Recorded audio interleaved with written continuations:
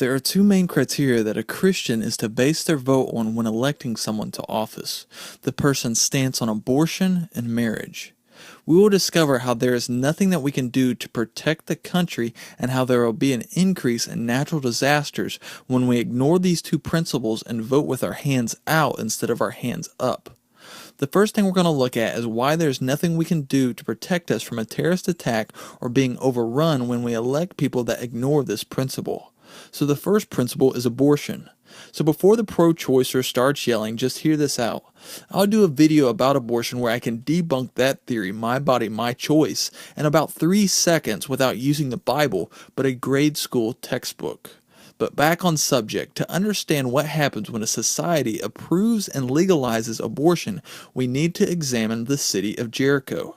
In Joshua chapter 6, we read that God allowed Israel to completely overtake Jericho to the point of every person and animal was killed. So what was it that made God so mad that he allowed outsiders to overthrow the city? When we research Jericho, we find that they were involved in idol worship of an idol called Moloch. Moloch was a statue that had the body of a man and the head of a bull, and there was a hole in its abdomen where there was a fire that was burned. A husband and his wife would take their newborn baby and place it in the hands or abdomen of Moloch, resulting in the child being burned to death. They did this because they believed Moloch would financially bless them. This is an exact image of modern abortion, where a parent is killing a baby to gain something, be it freedom from responsibility or something else. We find throughout the Bible God absolutely hates this and will lift his hand of protection from people that approve of this. And when God lifts his hand of protection, there is nothing you can do from being attacked.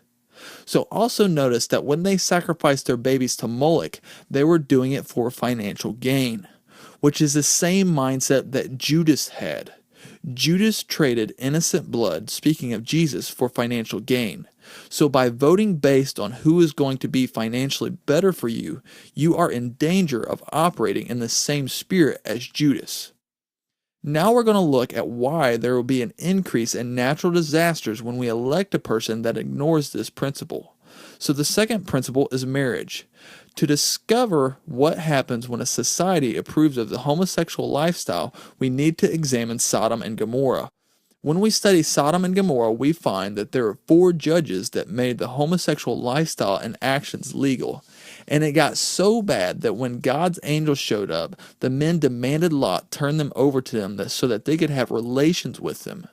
God got so angry that he caused a natural disaster to happen that destroyed both cities.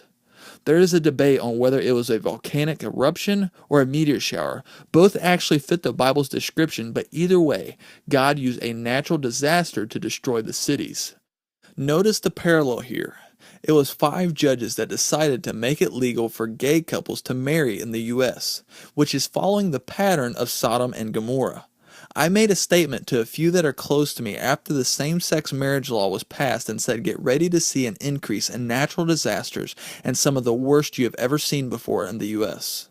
There have been many, but just to name a few that I can think of off the top of my head since the law was passed, Oklahoma got hit with over 70 earthquakes in 1 week.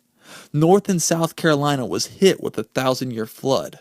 Snowstorm Jonas was one of the worst on record. A storm just swept across the southeast that produced over 24 tornadoes. This is why it is imperative that when you vote, you do your research and choose a candidate that has a proven record that marriage is between a man and a woman. So now that we have went over both principles, I want to conclude by saying vote for what God stands for, not what is going to work best for your pocketbook.